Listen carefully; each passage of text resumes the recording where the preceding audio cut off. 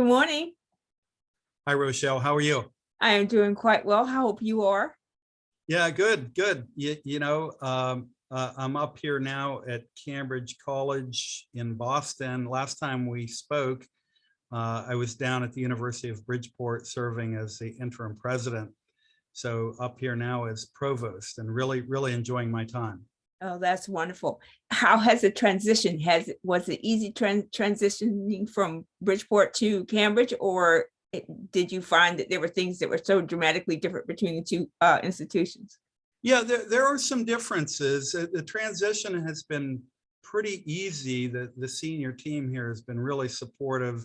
President, very supportive. The board, very supportive. President here, Deborah Jackson, a long history of leadership in healthcare and related types of nonprofit, very well known here in the state. Joined Cambridge College about 10 years ago.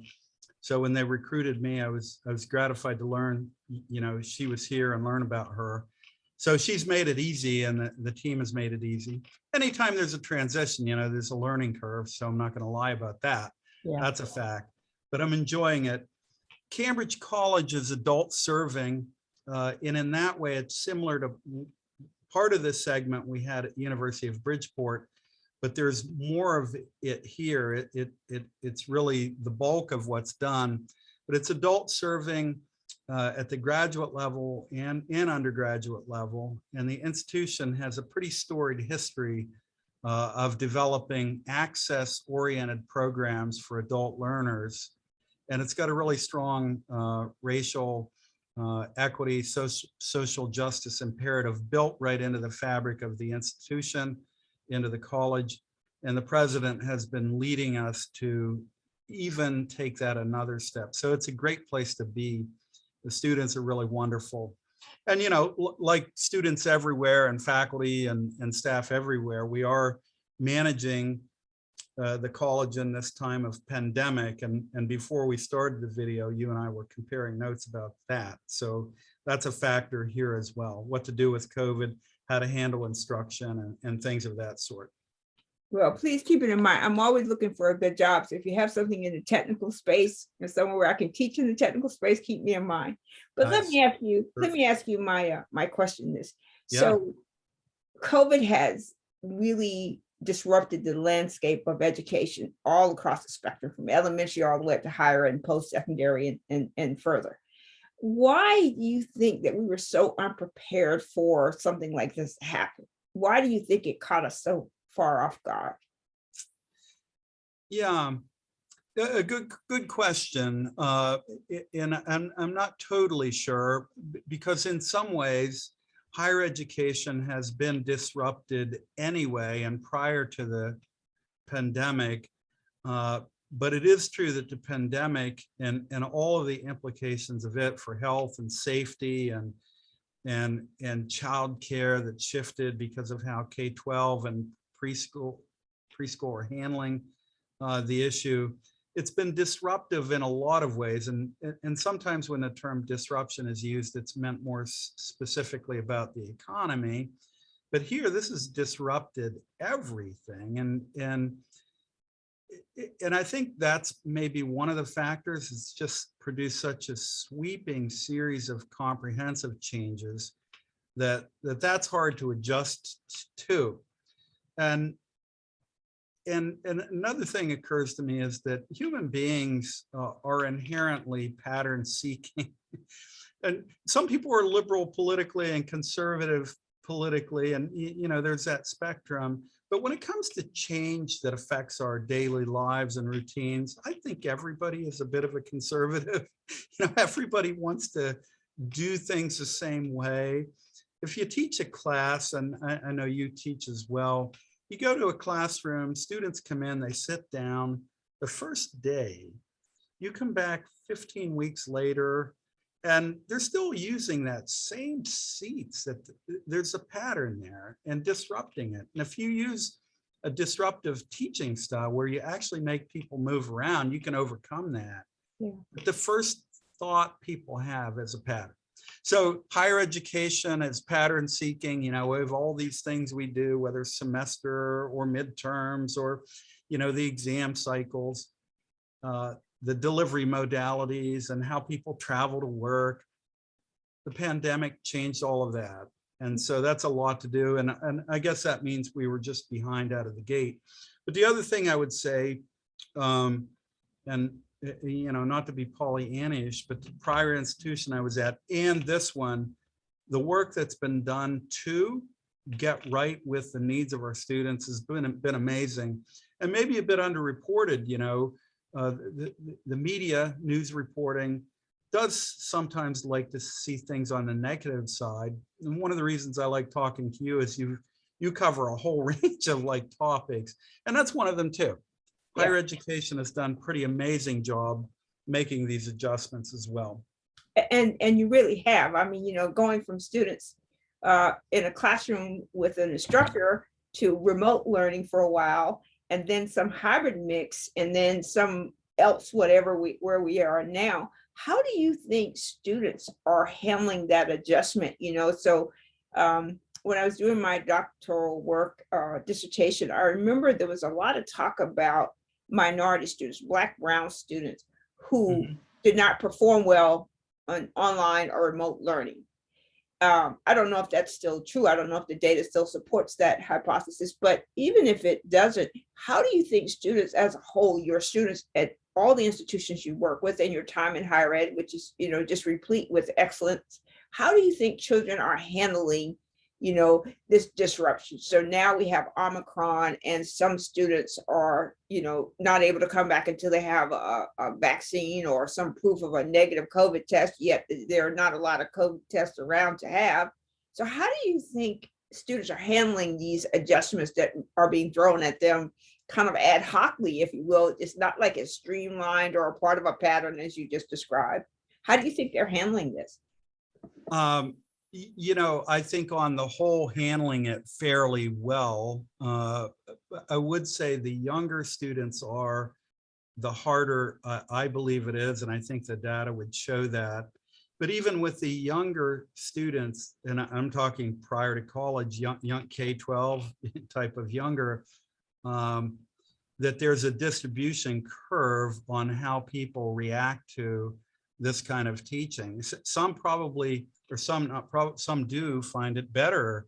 You know, they're more able to control the stimuli and things like that, more able to reflect and learn.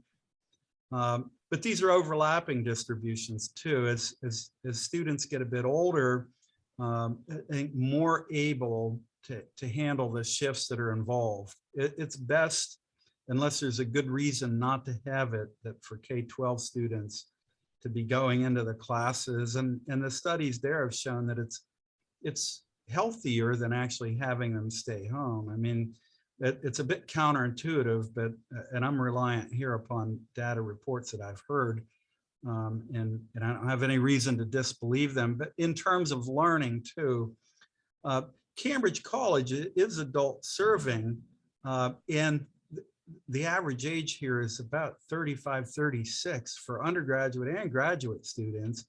And these students have busy lives, and the adjustments that they were forced to make because of the pandemic has probably opened their sensibility to doing more of this online learning than they would have had before.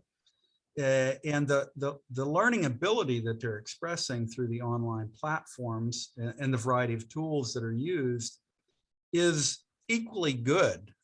So you know, the large online purveyors of programs, and I won't name the names, but you know who they are. They've known that for a while, and they've been out there, you know, fairly aggressively bringing their programs to ever expanding markets. And those of us in a more traditional space, even traditional space serving a kind of a non-traditional group like we have here, it's still been a traditional approach to them.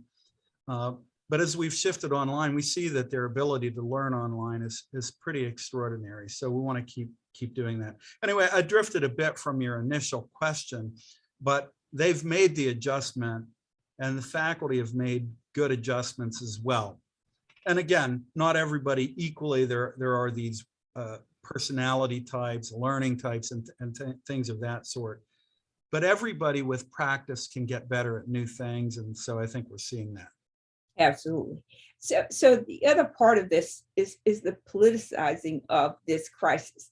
I mean, and I understand the implications, you know, so it's affected economies, you know, everywhere I look, there's people hiring, you know, from everything, hiring from the janitor to the president, everybody's hiring. There are more job openings now than it had been in previous years when we had boom economy, you know, where things were going really, really well.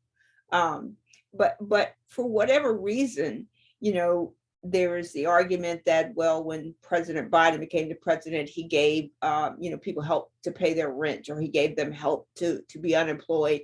And then when those things were not necessarily a part of the everyday conversation, the thought is that people were not going to return back to work because they had been subsidized, which is why a lot of conservative people don't believe in subsidies, especially, you know, entitlement programs or programs that help people. But instead, what we see also, you know, is how political COVID is, right? So you've got this juxtaposition of science versus rhetoric, right? So the people who are doing the work in the fields to get vaccines and to understand this disease, you know, and then you've got the people over here with rhetoric, like don't take the vaccine, or, you know, they're trying to kill people, or this vaccine, this pandemic is not real.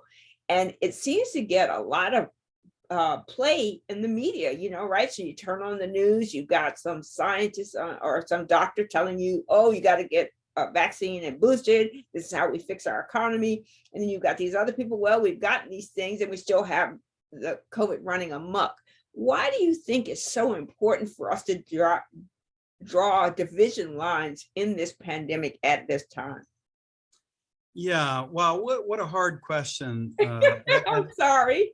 I would take a shot at it, but I would really like to turn it as a question back to you, because I'd be really interested in what you think as well, Rochelle. Because we talked before, and we were both sharing opinions, and it was really good. And I would like to hear yours on that. My sense is that the response to coronavirus has been politicized because there's a pre-existing political divide. It's a social divide. And what it reflects to me is that the country that we have been, with all of its pluses and minuses, its goodness, its greatness, its things where it hasn't been fully transformed into the perfect union that we aspire to. It's kind of racism, for example, that's built into some of the fabric of life. But there had been an uneasy kind of consensus of what the future would look like. And that's gone now. The future is uncertain for everyone. And people that are proclaiming that they know what will happen, they may be right, but they don't have a strong series of data. They don't know. I'm an optimist, and I'm hopeful that where society will move is in the direction of greater prosperity, greater inclusiveness, greater diversity, overcoming, you know, the original sin of the country, which is slavery and racism. We have a chance to overcome those things, but it could go the other way. I mean, and the future is also for this country in the context of the global economy, with the rising power of China, the uncertainty created by Vladimir Putin and Russia. I mean, there are really troubling things that we don't know. And before that, I guess the paradigm was still that kind of post-war, Cold War paradigm.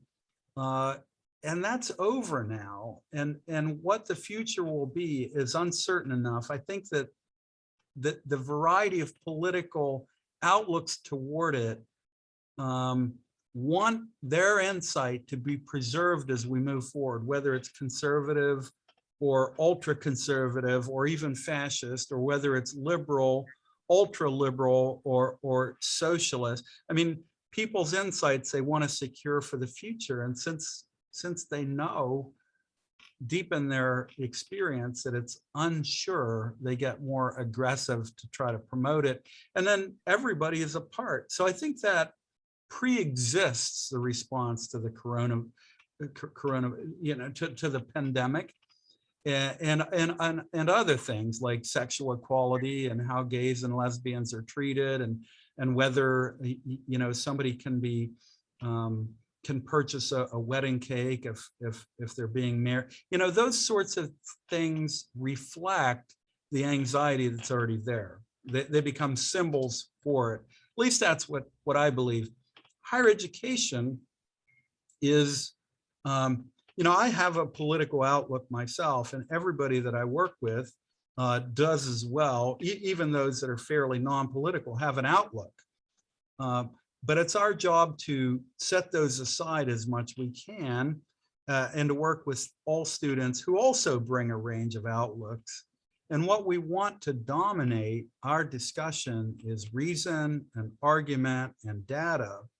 And so that's why, for example, I'm pro-vaccination, because the science undergirding it is very clear. And as a risk-adjusted thing, taking a vaccination is most likely to prevent you from catastrophic illness or death, rather than having an adverse reaction to it, which you could have. But it's just a matter of data and mathematics. And I'm not a scientist, mind you, but I employ scientists here, and I have many as friends, and I follow their approach. It's an empirical approach, and it might have to be adjusted and change over time. So that's kind of layering on top of your question about why it's so politicized, with why it is I find vaccination science to be not really political, even though it's politicized. But yeah. I would, again, as I said, I would really like to hear your thoughts on that, because I'd like to take notes and learn something from you. Thank you. I think that part of the reasons why it's politicized is because everything is. And I think you said that, you hit on that a bit, like there's nothing, education, simple education. I mean, elementary education is political, right? You can look at budgetary things to determine it's political. You can look at test scores. Everything is politicized. The cost of a gallon of gas is politicized. We enter race into everything, so we get our oil from the Saudis. Why do we do? Everything has that tint to it.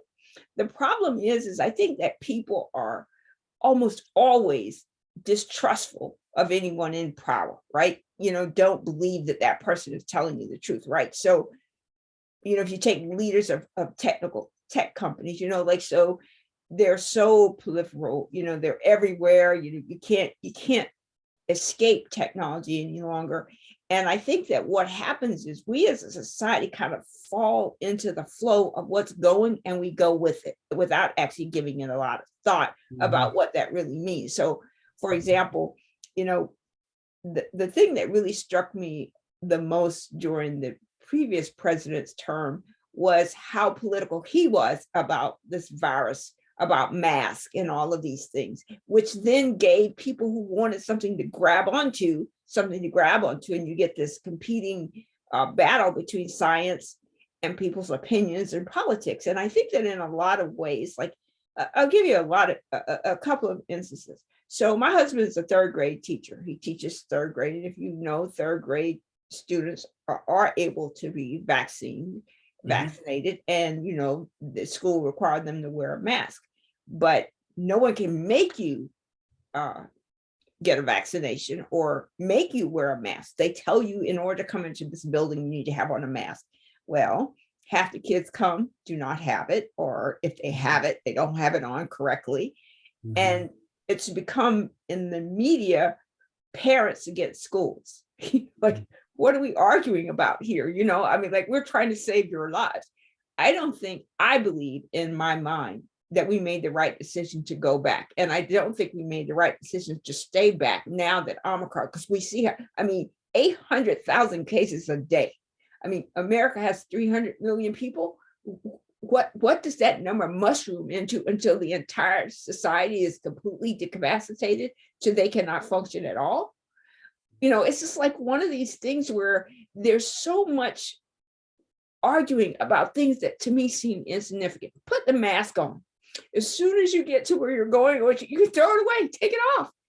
This is not an argument, but you're trying to save lives, and not just lives so the argument earlier was you wear a mask to protect others. You wear a mask also to protect yourself, and so without knowing how your body, like the comorbidities that exist in all of us, right? So some of us have high blood pressure, some of us have, glaucoma, whatever it is, you have something in your body that's operating behind the scenes that you don't know how is continuing. And then you introduce something like COVID into it, which may accelerate it or decelerate it, depending on what's happening. But these things to me seem like they're just people's fears, people's lack of knowledge, and people's unwillingness to accept information from someone that they don't particularly trust or subscribe to, i.e. President Biden and President 45, so like you have these two competing things. So there's some people who believe 45 is the greatest thing since sliced bread, the greatest thing for America, for the world. And there are people that believe Biden is a good president. Instead of just pulling apart what you need from it, it's like eating a full course meal, right? So you got steak, baked potato, sour cream, butter, bacon, chips, whatever on your food, but you don't need all of that, if you don't particularly care for it. And I think in society, what we're doing is we're nitpicking on our plate to the point where we're almost doing ourselves a disservice. That's how I see it. Yeah, I share a lot of that, maybe all of it. When your tape here comes out, I'll listen to it again to learn from it again. I mean, one of the things that you're alluding to and mentioning there is how political judgments have started to invade everything else. It's to be understood that the president will take advantage of a political moment or use that political moment to express his, and maybe eventually in the future, and hopefully near future, her presidency. From your lips to God's ear, to her. It'll come. I thought it might come earlier, frankly, but it didn't then. A president will always do that. But typically, when you go out to watch a football game, it didn't used to be a political thing. It's become politicized. Everything. And maybe needfully, Colin Kaepernick's protest was a good thing to protest against injustice and violence against Black and brown people by police. I mean, that's kind of what it was about. That was a good protest, but what I'm talking about is how it's become this super symbolic thing. It's another area now where even that used to be, I'm a Pittsburgh Steelers fan. They lost over the weekend, but you were to go to the game and watch it, and yeah, right. Well, everybody has their teams. That's like another thing. But it used to be that there wouldn't. You weren't aware whether you were next to a Republican, a Democrat, a liberal, a conservative. It didn't matter. It started to matter there. It matters everywhere because it's starting to invade the common life. This isn't good. Right. And I think that it's what's important to understand is that we have always made assumptions about people and where they are. I think in this time, making those assumptions may be an error. Like, we assume people are smart or people will figure it out. Like, one of my biggest complaints with technology, I worked in technology since I was 17, although I'm only 19 now. That's been a long time. but you see a commercial for something on the phone. So 5G, for example, a 5G ultra wide or wideband or whatever. You see that on the people that make those commercials assume that the people that are watching this know what that is. And I think everything about our society is that we make assumptions about people's ability to receive and process and then act on information without really understanding if that's true or not. So if you take something like COVID, which is easily politicized because it's employment, it's life and death, it's health, it's money, it's everything you can think of rolled up into one little ball. And you assume if you throw it out onto the field, game day, opening a pitch, that people will get it. I don't think that's always the case, because you may remember when COVID first came out, there were people telling people to drink Clorox and all kinds of other things, and people were doing it. And so to me, that sounded stupid. Like I read the label on Clorox, it says this will kill you, if you inhale it or drink it. So someone assumed that people would be able to parse that out, that somebody said you should take these, things and this will help cure COVID, when there's no grounding to say that is the case for everybody that heard that. Yeah, it's very interesting topic, and I think just to talk a little bit more about it, how society has been moving from central organizations that give values and judgments that people follow, whether it's a political party, those have kind of fractured, and there's a whole range of things. And it even becomes now a criticism to say that somebody is kind of directed by the party, or that the party had something to do with who became the candidate. Well, in the past, of course, they did. That's what it meant to have a guidance coming from a political platform and a political party. The media used to have, a couple channels there. And there's been a growth of alternative channels, maybe in some ways very good, because it opens up the range of perspectives, but they've become almost unlimited in their openness because of social media. It adds further complication to. So what this, and then if you take things like churches, which have started to also have that sense of fracture, that there's a number of things like that, I guess one could think about, where people get their basic sense of what to do and what to be guided by from. Because it's not true that people now are less intelligent. Right? They're not. It's just that they're intelligent, but right.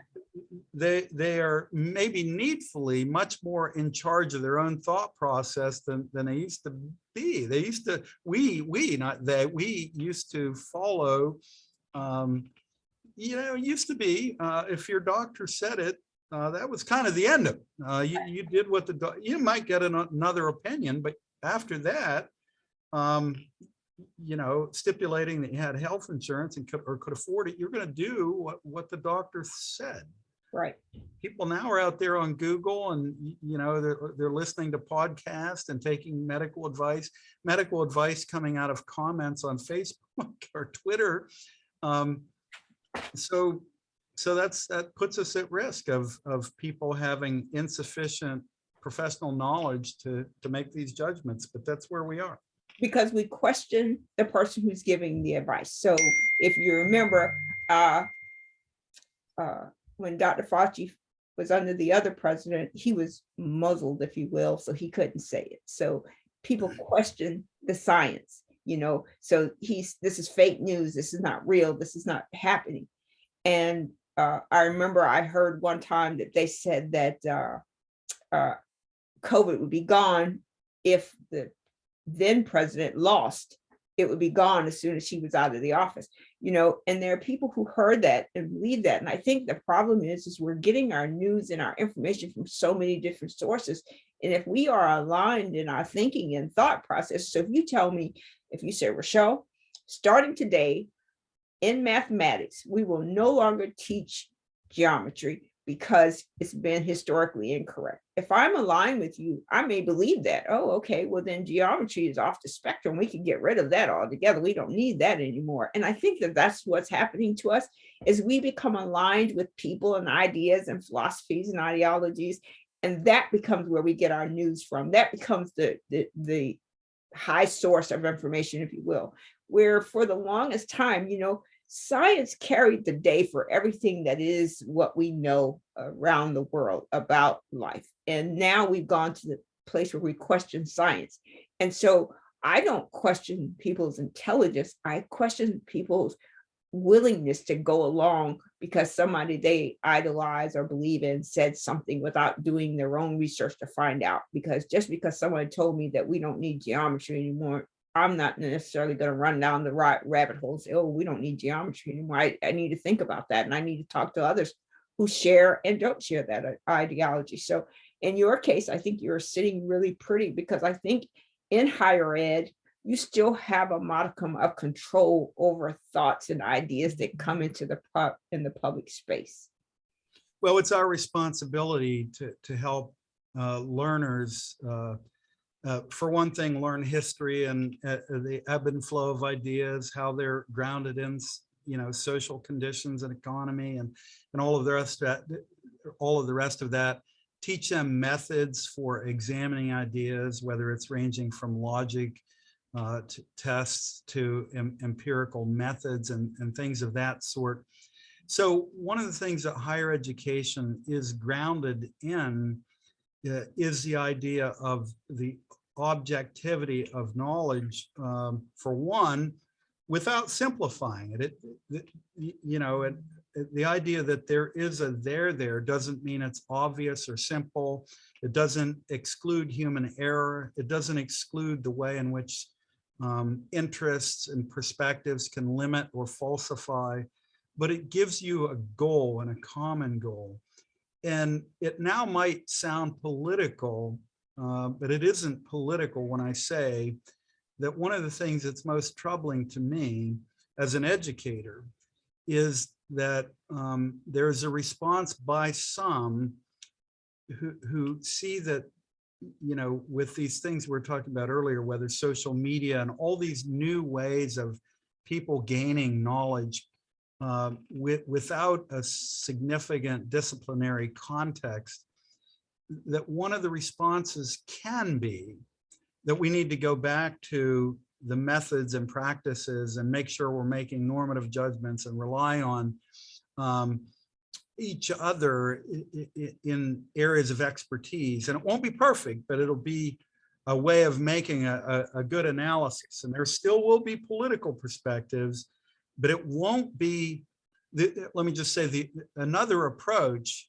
is to see that pluralism of all these different sources and modes of possible knowledge and say there is no truth, or if something comes out, I can just outright state the opposite.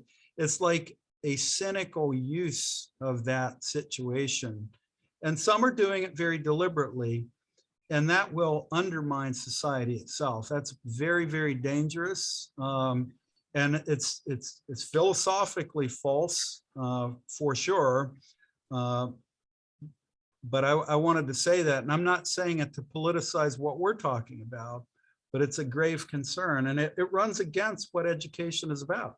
Absolutely. Education, you study cynicism, you consider it, you want to know about it, and in some areas you want to encourage cynicism towards certain things, but it's not a cynicism across the board. It's not cynicism directed to ruin core values. That's what's going on now, and it's very dangerous. I want to thank you so much, Stephen, for talking with me today. I'm really, really grateful. I hope we can have round 3, 4, 5, 6, 7, 8. It's always so insightful to talk to you and hear your thoughts and your views. Please stay in touch. And oh, likewise, Rochelle. Always a pleasure to talk with you. You ask great questions, and as I was saying earlier, also have a lot of your own ideas. Really enjoyable to hear your perspective. This was a good conversation. Let's do it again. I appreciate that very much. I'll reach out to you later on, and I'll send you a link to this video this morning, and please listen to it and let me know if I can upload it. For sure. Thanks so much. Thank you so much. Stay well and enjoy your day. Bye-bye. Bye.